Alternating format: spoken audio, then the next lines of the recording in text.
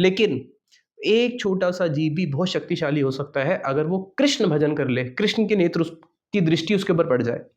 आगे, आसी सब ब्रह्मा कृष्ण पाद पीठ आगे, दंडवत करीते मुकुट पाद पीठ लागे। अब जैसे ही कृष्ण को देखेंगे तो नियम है, देखा ना, जैसे ही मंदिर में पट बंद होता है, जैसे ही पट खुलता है तो सारे लोग एकदम से प्रणाम करते हैं, जगह ही नहीं मिलती प्रणाम करने की। अब जगह नहीं मिलती तो देखा होगा, हमारा तो जयपुर मठ छोटा है, जब महाराज जी आते हैं तो पूरा भीड़ हो जाती है, जैसे ही पट खुला प्रणाम करेंगे तो जब प्रणाम करते हैं एक दूसरे के साथ सबकी बॉडी टच होती है, क्योंकि स्पेस कम है, भीड़ ज़्यादा होती है। अब यहाँ पे तो पहले तो ब्रह्मा जी ने जब आके प्रणाम किया था अकेले थे, प्रणाम कर लिया था, अब तो कोटि कोटि ब्रह्मा रुद्र सब आ गए हैं। अब जब वो प्रणाम करेंगे तो सर भी इतने सारे आपस में, तो जब वो सब एकदम से कृष्ण को प्रणाम करते हैं तो एक दूसरे में आपस में सबने मुकुट धारण किया हुआ, एक दूसरे के मुकुट सबके टकराते हैं। कृष्णेर अचिंत्य शक्ति लिखिते के नारे, यत ब्रह्मा तत् मूर्ति एक ही शरीरे। तो वहां पे सारे के सारे आपस में टकराते हैं, और ये जितने भी ब्रह्मा हैं और जितने भी ये लोकपाल है, जब ये उनको प्रणाम करते हैं, भगवान की शक्ति के बारे में कौन बता सकता है। जब इतने सारे ब्रह्मा उनको प्रणाम कर रहे हैं तो भगवान सबके प्रणाम को स्वीकार तो करेंगे ना, और उनके साथ में उनको रेसिप्रोकेट भी करेंगे। तो उसी समय जितने ब्रह्मा थे, जितने शिव थे, जितने इंद्र थे, भगवान भी, कृष्ण भी उसी समय अपने असंख्य रूप प्रकट कर लेते हैं, और असंख्य रूप प्रकट करके सबसे उनके साथ फिर वार्तालाप करते हैं। तुम्हारा ब्रह्मांड ठीक तो चल रहा है ना? हाँ तुम्हारे ब्रह्मा जी, तुम्हारा बस अगले दिन में मैं आने ही वाला हूँ, बस अगले ही कल्प में मैं तुम्हारे यहाँ पे आऊंगा, फिर लीला करूंगा। और जोड़ हाथे ब्रह्मा रुद्र आदि कर स्तवन, बड़ कृपा करीला प्रभु देखा इला चरण। सब लोग हाथ जोड़ के प्रार्थना करते हैं, प्रभु आपने बहुत बड़ी कृपा करी कि आज आपने हमें यहाँ पे निमंत्रण दिया और हमें आपके चरणों के दर्शन हो गए, क्योंकि जब तक भगवान कृष्ण किसी को निमंत्रण ना दे उनके चरणों के दर्शन हो भी नहीं सकते। भाग्य मोरे बोलाइला दास अंगीकारी, कौन आज्ञा है ताहा करी शिरे धरी।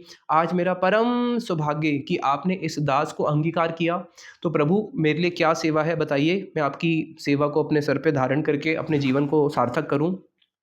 कृष्ण कहे तोमा सबा देखी ते चित हईला, ताहा लागी एक ठाई सबा ए बोलाइला। कृष्ण कहते हैं आज मेरा चित कर रहा था कि मैं तुम सबके एक साथ दर्शन करूं, या तुम सबको एक साथ दर्शन दूं इनफैक्ट, इसलिए आज मैंने तुम सबको एक साथ यहाँ पे बुलाया है। सुखी हो सबे किछु नाही देते भय, तारा कहे तोमार प्रसादे सर्वत्र ही जाए। तुम सब सुखी हो, जैसे माता पिता आशीर्वाद देते हैं सुखी हो, तो भगवान कृष्ण सब ब्रह्मा जी को आशीर्वाद दे रहे हैं कि तुम सब सुखी रहो, तुम्हें दैत्य का कोई भय नहीं है। और संप्रति पृथ्वी ते जेबा अय्या छील भार, अवतीर्ण हैया ताहा करी ल संहार। तो क्योंकि जितना भी दैत्यों का भय था, अब जब भगवान अवतरित हो गए तो उन्होंने सारे के सारे पृथ्वी को दैत्य रहित किया। तो इस प्रकार से भगवान कृष्ण सनातन को कह रहे हैं कि ये तो भगवान की एक पद विभूति के बारे जो ऐश्वर्य है उसको ही जीव नहीं समझ सकता, तो त्रिपद विभूति का तो कहना ही क्या। कृष्ण कहे ए ब्रह्मांड पश्चात कोटि योजन, अति शूद्रताते तोमार चारी वदन। फिर जब सारे ब्रह्मा चले जाते हैं, उस चतुर्मुखी ब्रह्मा को कृष्ण कहते हैं ये जो ब्रह्मांड है, ये जो ब्रह्मांड है तुम्हारा, ये कैसा है? कोटि योजन। इसका जो परिमाण है वो केवल कोटि योजन का है। और अति शूद्र दाते तुम्हार चारी वदन, इसलिए तो मैंने तुम्हें केवल 4 वदन दिए हैं, 4 मुख दिए हैं। क्यों? क्योंकि तुम्हारा ब्रह्मांड इतना छोटा है, केवल कोटि योजन का है। कौन ब्रह्मांड शत कोटि, कौन लक्ष्य कोटि, कौन नियुक्त कोटि, कौन कोटि कोटि। अरे कोई ब्रह्मांड तो शत कोटि होता है, तुम्हारा तो केवल 1 कोटि है, और कई 100 कोटि होते हैं, कई लक्ष कोटि होते हैं यानी कि तुमसे 1 लाख बड़े, कई नियुत कोटि होते हैं यानी कि तुम्हारे ब्रह्मांड से 10 लाख गुना बड़ा ब्रह्मांड, और कौन कोटि कोटि, और कई कोटि का भी इंटू कोटि। तुम्हारे जितना ब्रह्मांड है उससे 10 लाख गुना नहीं, उसके कोटि गुना कर लो, यानी कि तुम्हारा एक ब्रह्मांड है जिसका योजन केवल 1 कोटि है। और ऐसे 1 करोड़ ब्रह्मांड को अगर मिला दिया जाए, आपके जैसे 1 करोड़ ब्रह्मांड मिला दिए जाए तो इतना बड़ा ब्रह्मांड भी है, यानी कि जहां पे एक ब्रह्मा कार्य कर रहा है 4 मुख वाला, ठीक है। और एक ऐसा ब्रह्मांड है जो आपके ब्रह्मांड से 1 करोड़ गुना बड़ा है, तो उसके ब्रह्मा जी के मुख कितने होंगे? अगर आपके 4 है तो उसके कितने होंगे? 4 करोड़ होंगे, नहीं होंगे? तो 4 करोड़ मुख वाले ब्रह्मा जितना ब्रह्मांड भी है। आप सोचो वहां पे जीवात्माएं कितनी होंगी, जब इतना बड़ा ब्रह्मांड है तो वहाँ जीवात्मा कितनी होंगी, जब इस ब्रह्मांड में ही जीवात्मा को नहीं गिन सकते तो वहाँ कितनी जीवात्मा होंगी, इसलिए जीवात्माएं असंख्य है। एक भक्ति विनोद ठाकुर जी अपने कीर्तन में बोलते हैं, अनादि करम फले पड़ी जीव भमा जले, तरी बारे ना देखी उपाय। कि अनादि कर्म फले, जीव भी अनंत कोटि है और एक एक जीव की जो वासनाएं हैं वो भी अनंत कोटि है। और हम जैसी जो जीवों की जो एक एक वासनाएं जो हमारे कर्म के फल है, जिन वासनाओं को भोग कर करके हम अपने कर्मों के कारण जो हमारे कर्मों के फल जिसको हमने भोगना है वो हमारे कर्म फल भी अनंत कोटि है, जिसको भोगने के लिए कितने शरीर बदलते रहेंगे तब भी वो खत्म होने वाले नहीं है। क्यों? मूल है वासना, वासना भी हमारी अनंत कोटि है। तो अनादि कर्म फले पड़ी जीव भरना भवा नव जले, तरी बारे ना देखी उपाय। इतने बड़े इस भव सागर के अंदर जो जीव पड़ चुका है, यहाँ से बाहर निकलने का उपाय नहीं है। हमारे परमेश्वर प्रभु एक बड़ा अच्छा उदाहरण देते हैं। एक व्यक्ति सागर में डूब रहा है, और जब वो सागर में डूब रहा है, अगर उसको इस चीज़ की अनुभूति हो जाए, उसको कोई बचाने के लिए आए, जो उसको बचाने के लिए आया है वो क्या करेगा, बचाने वाला व्यक्ति जो है जो सागर में डूब रहा है उसको पकड़ेगा नहीं, क्योंकि वो उसको पकड़ेगा तो डूबने वाला भी, जो बचाने वाला है वो भी डूब जाएगा।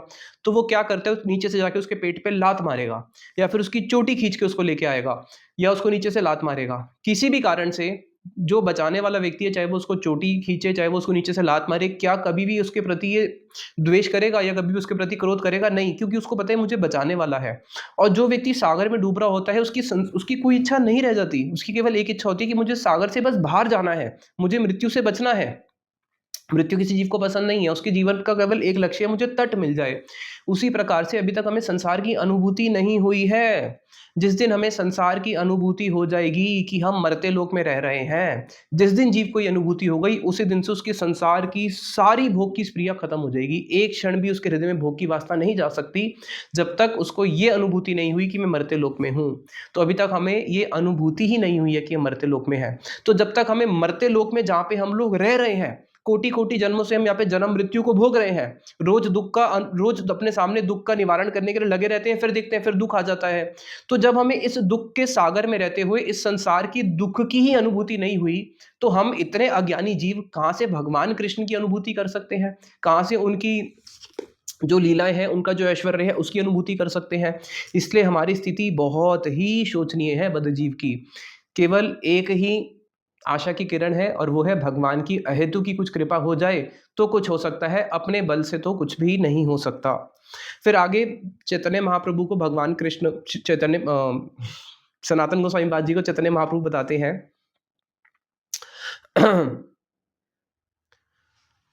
ब्रह्मांड अनुरूप ब्रह्मार शरीर वदान, ए रूपे पाली आमी ब्रह्मांडे रगान। कि देखो ब्रह्मांड के अनुरूप ही ब्रह्मा जी का शरीर होता है, और उसी के अनुसार क्या करता हूं मैं, ब्राह्मण पूरे के पूरे ब्रह्मांड का पालन करता हूं, क्योंकि ब्रह्मांड की सृष्टि करने वाले, पालन करने वाले या संहार करने वाले तीनों के जो मूल है वो कृष्ण ही है। आगे, एक पाद विभूति इहा नाही परिमाण, त्रिपाद विभूतिर के बकरे परिमाण। अरे जब कोई मेरी एक पद विभूति को ही नहीं समझ सकता, तो त्रिपद विभूति के बारे में अब क्या बताएं सनातन गोस्वामी जी। कृष्णेर ऐश्वर्य अपार अमृतेर सिंधु, अवगाहिते नारी तार चुइले एक बिंदु।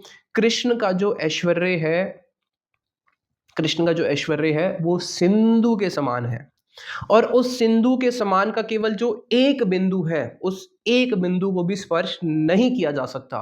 तो जैसे चावल पका नहीं पका कैसे पता चलता है, एक चावल निकालते हैं, हाँ ये सिद्ध हो गए तो सारे सिद्ध हो गए होंगे।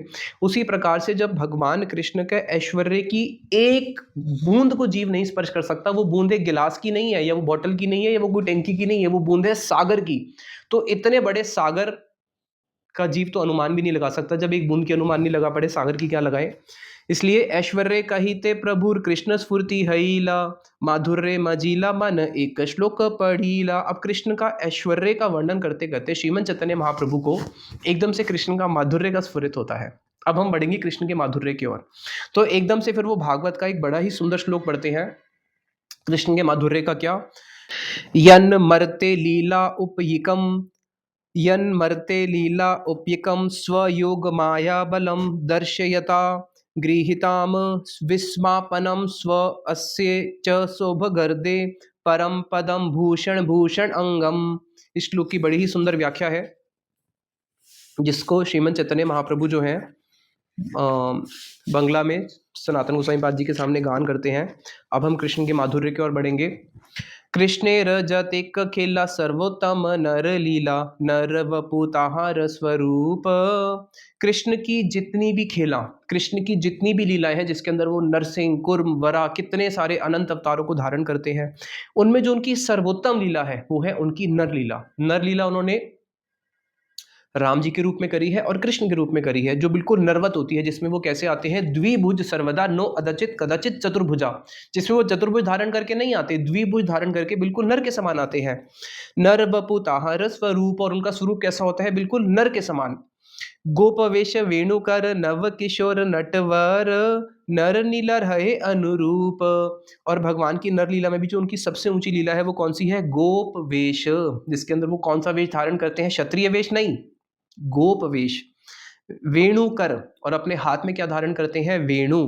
नव किशोर नटवर, और कौन सी वयस, नव किशोर वयस, और साथ में नटवर, यानी कि उनका वपु कैसा है, बिल्कुल नृत्य करते हुए, इसलिए कृष्ण कैसे खड़े होते हैं, त्रिभंग ललित रूप में, नटवर रूप में। नर लीला है अनुरूप, और यही उनकी नर लीला की सबसे ऊंची अनुरूप लीला है, जिसमें वो जीवों के चित्त को आकर्षित करते हैं। कृष्णेर मधुर रूप शोन सनातन, जे रूपेर एक कर्ण डूबा ए त्रिभुवन। अरे सनातन गोस्वामी, अब तुम कृष्ण के इस मधुर रूप को सुनो, जिसके, कृष्ण के उस रूप का एक कर्ण पूरे के पूरे त्रिभुवन को डुबो देता है। कैसा उनका वो माधुर्य है, सर्व प्राणी करे आकर्षण, जो सारे जीवों को अपनी ओर आकर्षित करता है। अब कृष्ण के माधुर्य की ओर आगे बढ़ते हैं।